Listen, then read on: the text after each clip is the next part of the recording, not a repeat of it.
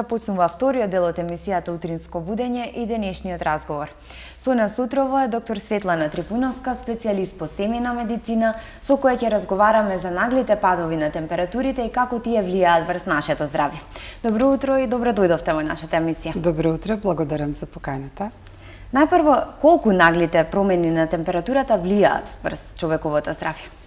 Па влијаат, да, уште старите грци знаеле дека имаат влијание.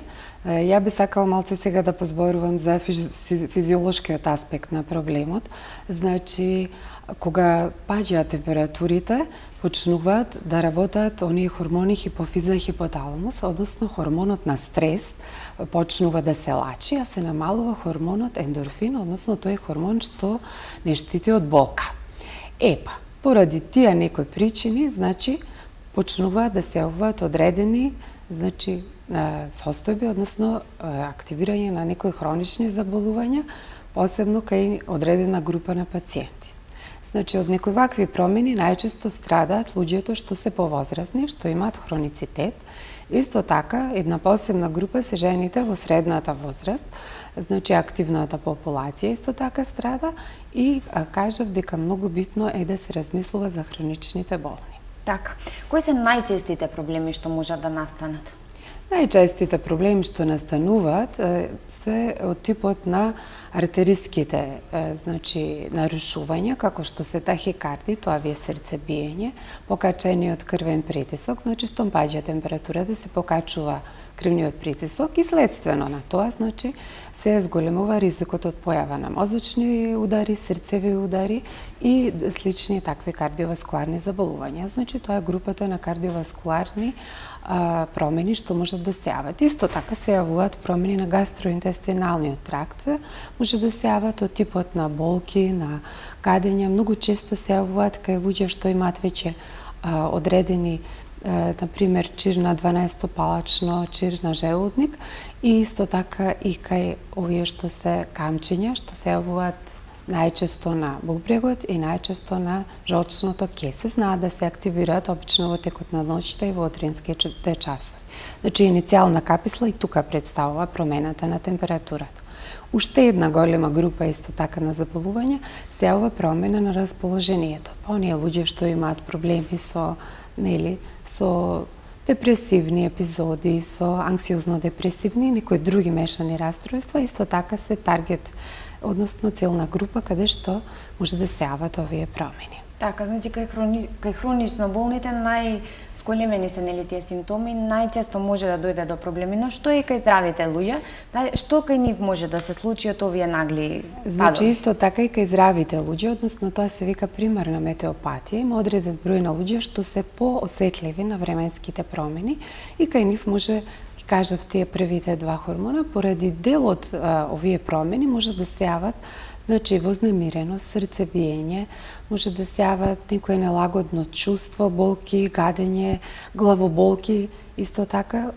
Тие се најчестите симптоми што се јавуваат заради промена на климатските, односно намалување на температурата, конкретно зборуваме за овој период. Така, значи сите би можеле да настрадаат од овие климатски промени. Еве сега конкретно за хронично болните. Како треба прво превентивно да се заштитат од овие нагли падови на температурата, а што доколку веќе дојде до проблем? Би рекла дека пациентите треба да го слушаат своето тело, значи да си го познаваат, да си го знаат својот организам, да си почувствуваат ако се јава било каква промена на симптоматологија. Би рекла, еве, например, еден астматичен болен, пациент болен од астма, штом ќе почувствува дека потешко дише, нелагодно се чувствува, почнува да кашла, да се заморува при качување на скали, при обавување на секојдневни активности, значи, треба веднаш да се побара консултација, односно помош од лекар. Штом се јави еден лекар, тогаш целата улога ја превзема докторот и целиот совет понатаму оди преку докторот. Значи, зависи од која група на заболување. Еве тука го начнав и респираторните заболувања што може да се активираат во овој период. Хроничните секако дека може да се јават и акутни, што се многу чести овој период. Имаме зголемен број на пациенти со респираторни заболувања на горниот и на долниот респираторен тракт посебно е назначен, се разбира, горниот респираторен тракт. Еве со тоа може да ги пофалам докторите. Значи се работа. Значи мора пациентот на време да се јави за да се спречи понатамошно ширење на инфектот. Колку се свесни пациентите кога ќе забележат симптом дека треба веднаш да се упатат кај матичниот доктор или се превземаат на своја рака, нели пробуваат да се лечат? Дали има и такви случаи? Па секако дека има такви случаи, но се надевам дека соработката сега е на високо ниво, дека сите доктори се нели поврзани со своите пациенти во ерата на 21 век, контактираме и телефонски, и преку интернет и преку сите тие медиуми. Еве, впрочем, и оваа емисија е исто така запознавање и апел на пациентите да соработуваат со својот матичен доктор и да се јават навремено на лекар за да не дојде до несакани ефекти, односно екзацербации на болести и некои потешки последици, да не ги набројувам. Така. Што би можело да настане доколку земат терапија на своја рака, нели, без претходно да се консултираат со матичниот доктор? Да ви кажам вака, пациентите што имаат хроницитет, се трудиме да ги едуцираме. Еве еден пациент што има хронична обструктивна белодробна болест или астма или некоја сличен коморбидитет, значи кај него докторот цело време соработува. Впрочем, еве зборувам од мојата пракса. Цело време ги едуцираме како да ги употребуваат пумпите, кога треба да ги користат, кога да ја користат популарно наречената плава, односно вентолинот, кога флутикасонот или некои слични се ретиде, да не ги набројувам, значи сите, се соработува со пациентот. Пациентот е многу добро запознат како да ја користи својата хронична терапија. Може би проблемот настанува кај тие пациенти што веќе немаат никаква терапија, посебно кај акутните пациенти, значи кај нив се јавуваат нови симптоми, нова симптоматологија, па многу често, посебно по младите пациенти, што впрочем и се на удар овој период, заради нивната активност, нели, постојано се надвор активни, тие пациенти многу почесто страдат, еве, зборувам конкретно за респираторните заболувања, и тие пациенти пробуваат да ја го решат проблемот на своја рака. Нели вика, ајде сега да пробам вака, може би ќе ми пројде. Кај вирозите и може би да се направи многу, значи земаат течности, витамини, некои слични работи и со тоа се решава проблемот, но кај некои други заболувања, значи, еве советувам, нека има и температура, нека се јави кашлица, нека проба 24-48 часа, еве, се дава кај пациентот, ама што продолжат симптомите или ако се зголемуваат симптомите, еве на кашлање, ако има некој чуден искашлок, еве да кажам, ако има некоја болка, појава на лимфни жлезди и други симптоматологии, тогаш пациентот апсолутно не треба да чека и да пробува што има сега да пробува, кога има цела нели една диагностика, располагаме со диагностички методи, со тераписки методи многу ефективни и се апелира пациентот да се јави навреме на лекар затоа што диагностиката и терапијата на почеток е едно, а кога се лечат последиците и компликациите е сосема друго. Нели за да не дојде до хоспитализации, до зголемување, до голем број на болнички денови, значи се одзема, еве како што кажав, најчесто страда активното население, се одзема од активната работа, значи нивна, исто така и возрастните. Кај возрастните, например, кај хроничните болни, кога ќе настанат тие компликации, екзацербации на болеста, па кај нив и така е намален имунитетот, уште повеќе се комплицира болеста и уште повеќе се пролонгира нивното лечење. Може да се случи да заврши и со хоспитализација и да не кажем со некои многу пострашни последици. Така, имунитетот е нели ослабнат од самото заболување, па понатаму може да се случат нели и други здравствени проблеми. Дали се уште има проблем со тоа пациентите сметаат дека антибиотикот е решение за се и лечат и вирусна и бактериска инфекција со помош на антибиотик? Дали се зголемува свесноста кај пациентите дека антибиотик не треба да се земе за секој тип на заболување? Начнавте многу актуелна тема. Ова е светска борба, значи на ниво во целиот свет се борат како да се ограничи употребата на антибиотици, затоа што се ова страшна резистенција, веќе не постои антибиотик што не е доволно резистентен, значи поради тие страшни причини се размислува како да се работа со населението, како да се спречи употребата на антибиотик на своја рака, се вика тоа. Па еве, не сме ништо посебно, значи, ние измислиле, него цел свет работи на тој проблем, па еве и ние тука.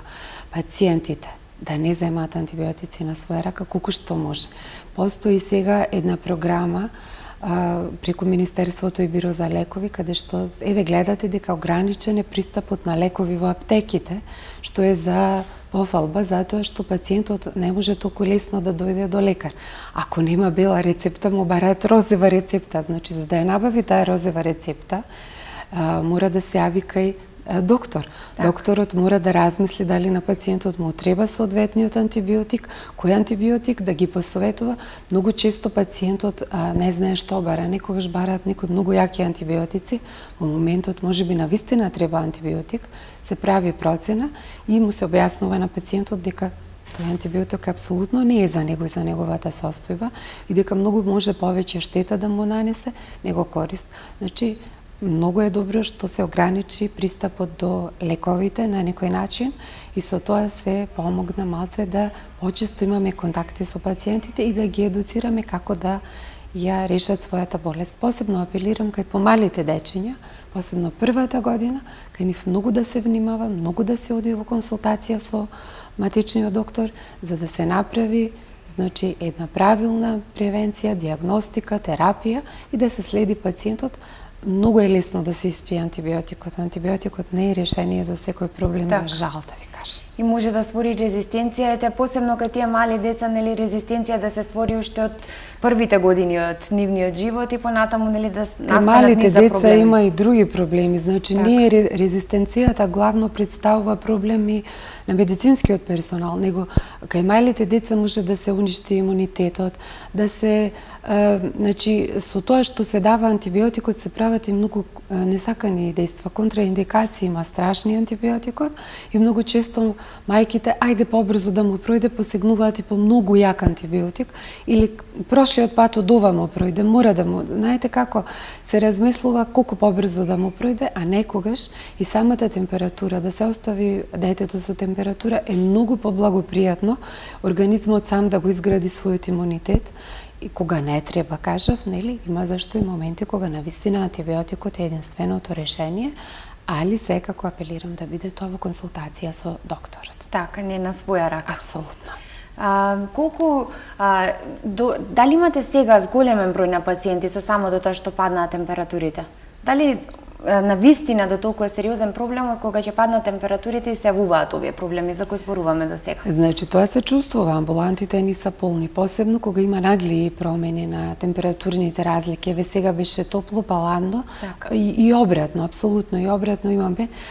Тука имаме најголем проблем кај две групи, кај акутните пациенти, значи пациенти што се наполно здрави, кажавме и претходно, и одеднаш се јавуваат со проблеми.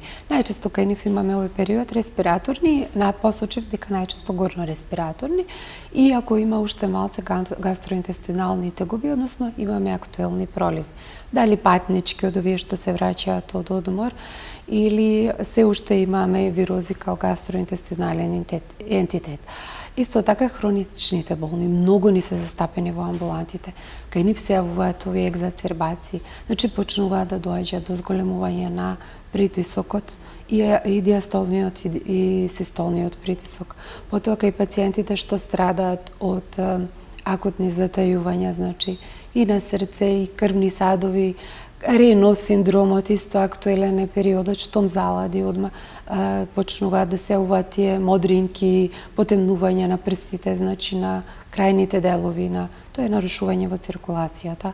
Исто така кај пациентите што имаат ризик од други кардиоваскуларни кардиомиопатии, значи ризик се јавува, почнуваме да размислуваме за мозочни удари, почнуваат се почесто колеги од неврологија, сигурно подобро би ви кажале за тоа, и исто така кај срцевите удари. Значи периодот е тој каде што треба да се размислува за кардиоваскуларните заболувања, за гастроинтестиналните заболувања, за, кажав многу често, за невролошките, психијатриски болни, исто така мигрените, не им дадов доволно простор и мигрените во овој период многу често знаат да букнат овој период, затоа што едно од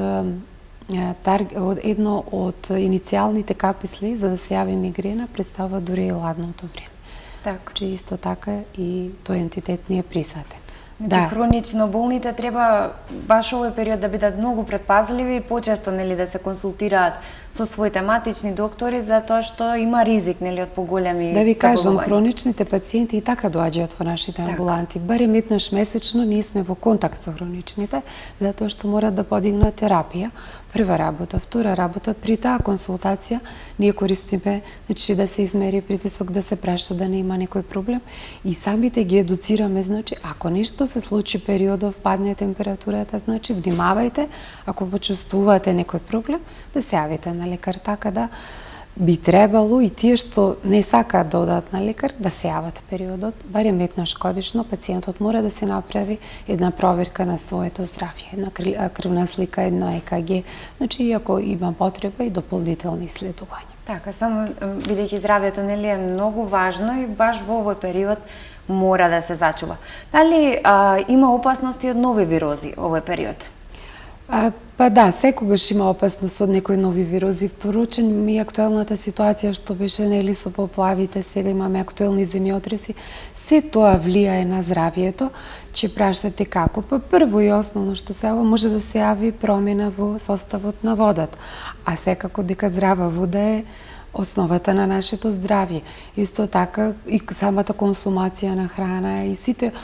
Впрочем, не ви навлагала во овој разговор, затоа што премногу имаше совети овој период, знаа пациентите, но сакам да кажам дека постојано сме изложени на тие вируси, на тие бактерии и секогаш треба да се размислува како може да се заштити населението превентивно, а не кога ќе дојде болеста, тогаш да размислуваме како да ги лечиме. Така. За крај е една сублимација на целиот разговор, ваши совети во однос на конкретно превенцијата. Што да се направи, на што да се биде внимателен овој период за да не дојде до заболување, бидејќи тоа е целта, да не се разболеме. Значи би разговарала за тоа што може да се направи превентивно да биде во ред. Значи да се јаде повеќе здрав зеленчук, здраво овошје, да се пие исправна чиста вода, да се внимава да се престојува барем пола до час надвор на отворено кај тие пациенти што посебно имаат кои ги прогласуваме како метеопати. Исто така физичката активност би ја фаворизирала овој период, барем пола час до час дневно да се биде надвор. Кај хроничните пациенти што би советувала да се ја земат навремено својата терапија, да се консултираат со матичниот доктор ако почувствуваат било каква промена во било кој дел од нивното здравје. Исто така би советувала овој период да имаат добар и здрав и доволно долг сон и би рекла дека доволно е овој период тоа што хроничните пациенти ја земаат својата терапија и да едноставно бидат во контакт со својот доктор. Тука би застанала зашто има многу препораки, да се работи на имунитетот. Значи, тие совети би препорачала ипак да ги даваат докторите во своите амбуланти. Постојат и препарати, постојат и други работи што може да се искористат кај одредени пациенти. Значи, впрочем и не секој пациент мора да се подложи на таблетарна терапија за да си го подигне својот имунитет. Така, оно што е најважно е здравата исхрана, апсолутно. Чистата вода, долгиот и квалитетен сон, тие се најважните препораки што би ги дале секој доктор што би ги дал во однос на тоа превенција, понатаму може да се консултираат со вас или со кој било доктор, со својот доктор за понатамошто. Ви благодарам многу на денешниот разговор и на денешните совети, доста актуелна тема овој период, важно е гледачите да бидат информирани на што да бидат предпазливи, кога треба да го посетат својот матичен доктор, бидејќи се случува овој пад на температурите и добро е да се знае што треба да се прави. Благодарам на поканата. Тоа беше денешниот разговор со доктор Светлана Трифуновска, а сега ќе слушнеме музика.